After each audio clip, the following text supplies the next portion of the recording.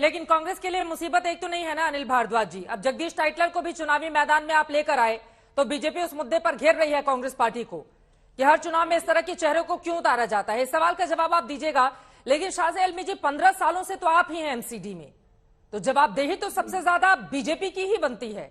और कूड़े का पहाड़ अगर खड़ा है, उसको 15 सालों में खत्म कर पाने में कामयाबी नहीं मिल पाई है, तो सवाल आपसे पूछे जाएंगे शाहज़िया जी।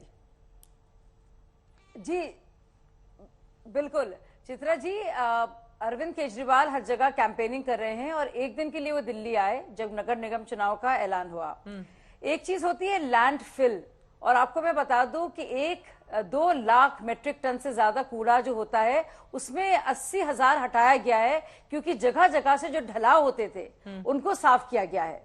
जहां तक बात है एमसीडी के पास उस तरह का बजट नहीं है इश्तेहारात देने का जिस तरह से आम आदमी पार्टी का है। और हम जानते हैं दिल्ली के मुख्य सचिव को कैसे मारपीट कर उन्हें वो बजट बनवाया और किस तरह से इश्तेहारात इनके होते हैं। अभी कोई जनाब बड़े महान बन रहे थे, वो कह रहे थे कि आप जनता नहीं है प्रवक्ता हैं। जो टैक्स देता है ना वो सब जनता है, चाहे वो प्रवक्ता हो, चाहे वो वकील हो, चाहे ना हो। अब देखिए, तो इतनी ज्यादा होशियारी से कुछ फायदा नहीं होने वाला है। और सबसे जरूरी बात, जो पार्टी भ्रष्टाचार, बोलने दीजिए मुझे, बोलने दीजिए, तमीज थोड़ा, आपके वक्त में मैं नहीं बोली। एक सोचिए, सत्येंद्र जैन के हाथ पैर दबाए जा रहे हैं। ऐसे बेकार और गलीज ये लोग कि जेल में कह रहे हैं कि उनको स्पाइन का प्रॉब्लम है, फिर कह रहे हैं फिजियोथेरेपी है, फिर कह रहे हैं सीसीटीवी फुटेज नहीं होना चाहिए। अब फुटेज निकल कर कह रहे हैं वेट कम हो गया, वेट एक्चुअली बढ़ गया। तो देखिए जवाब नहीं दे पा रहे हैं तो पीछे बोल रहे हैं। इसलिए मैं बता रही हूँ ये लोग इतने गलीज हैं। जब आप बोल रहे थे वो नहीं बोल रही थी, दोनों लोग बोलेंगे समझ में नहीं आएगा, प्लीज उनकी बात करना चाहिए। हाँ बोलिए 15 साल और फिर से मैं बोलूंगी, क्योंकि जो साहब बीच वो उचक के बोल रहे थे, शायद काफी बौखलाए हुए थे, तो इसलिए जो उचक कूड़े के ढेर पर ही वोट पड़ेंगे आम आदमी पार्टी लगातार ये दावे कर रही है। ज्यादा बौखलाए नहीं, बिल्कुल।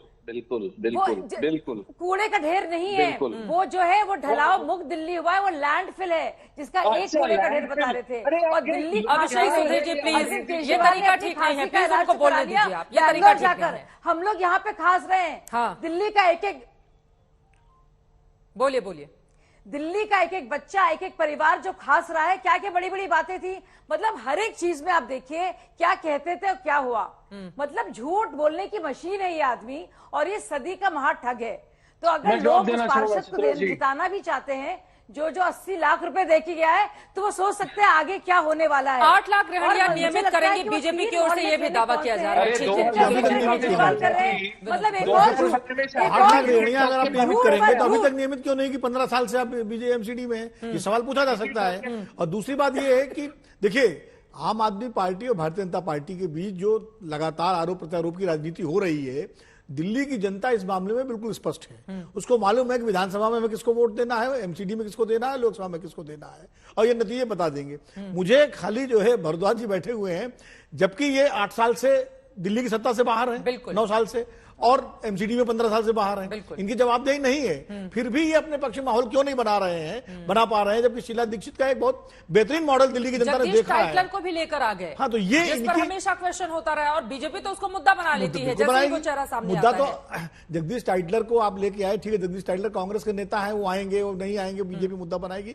लेकिन सवाल है पार्टी को जिस आक्रामकता के साथ चुनाव लड़ना चाहिए दिल्ली के अंदर, जबकि कोई इसके ऊपर बैगेज नहीं है। जो बैगेज था 2013 में उतर चुका है, उसके बावजूद अगर आप विधानसभा चुनाव में और एमसीडी के चुनाव में कुछ नहीं कर पा रहे हैं, तो कहीं ना कहीं ये कमजोरी है कांग्रेस पार्टी। क्यों, क्या वजह है कि उस तरह से आक्रामक नजर नहीं आ रही है कांग्रेस पार्टी? मुझे लगता है कि कांग्रेस पार्टी के पास, मुझसे पूछ नहीं है, हाँ आप ही से, मुझे लगता है कांग्रेस पार्टी के पास दिल्ली को लेकर कोई सही नीति नहीं है। पहली बात तो यह है कि दिल्ली को लेकर के, दिल्ली इतना छोटा सा एक सिटी स्टेट है, कांग्रेस चाहती, राहुल गांधी पूरे देश की पदयात्रा कर रहे हैं, क्या दिल्ली के नेता दिल्ली की पदयात्रा नहीं कर सकते क्या, दिल्ली की समस्याओं को लेकर के? लेकिन पिछले 8 साल से, जब से दिल्ली से सत्ता से बाहर है, एक आंदोलन बता दें, कोई बड़ा राहुल जी तो गुजरात में भी उस तरह से नजर नहीं आए। नहीं, मैं तो दिल्ली के नेताओं की बात कर रहा हूँ। राहुल जी जो कर रहे हो तो राहुल जी उसका अलग विषय है, लेकिन दिल्ली के नेता क्या कर रहे हैं कि चाहे वो अजय माकन हो जो दिल्ली के रहने वाले हैं, चाहे और जो तमाम सारे नेता अनिल चौधरी हो, जो जितने लोग हैं, बिल्कुल दिल्ली में कौन सा आंदोलन किया है? जब तक सत्ता में थे तब तक तो खूब नजर आते थे अनिल भारद्वाज जी, सत्ता से बाहर क्या हुए, खुद को गायब ही कर लिया सड़क से। अरे नेता जमीन से जुड़ा हुआ होता है, चुनावों के दौरान तो कम से कम अपनी सूरत दिखाता है, लेकिन यहां से अगर आपके बड़े बड़े नेता नदारत रहेंगे तो चुनाव कैसे लड़ेगी कांग्रेस पार्टी? 1998 में शीला जी ने इतनी मेहनत की थी दिल्ली में, मुझे याद है, बीजेपी की सरकार जब थी यहाँ पर, बिल्कुल। और उसका नतीजा था कि शीला जी चुनाव सरकार, हाँ, और कितने लंबे सालों तक वो दिल्ली के शासन में रही। अनिल भारद्वाज जी। हाँ चित्रा जी, हम विनोद जी का बहुत सम्मान करते हैं, उन्होंने कई बातें ठीक कही, लेकिन मैं ये बताना चाहता हूँ कि हमने पोल खोल यात्रा 70 विधानसभा में और 272 वार्ड में 1.5 साल के अंदर निकाली है। उसमें हमने दिल्ली के हर मुद्दे को, जो जनहित का है, जन कल्याण का है, जिसको वाद विवाद में छोड़ा जा रहा है, वो सारी आवाजें उठाई है। सवाल ये है आज कि जो लोग सत्ता में हैं वो जवाबदेही की जगह वो एक दूसरे पर आरोप प्रत्यारोप कर रहे हैं। उसके बीच में दिल्ली की जनता का कोई डेवलपमेंट नहीं हुआ।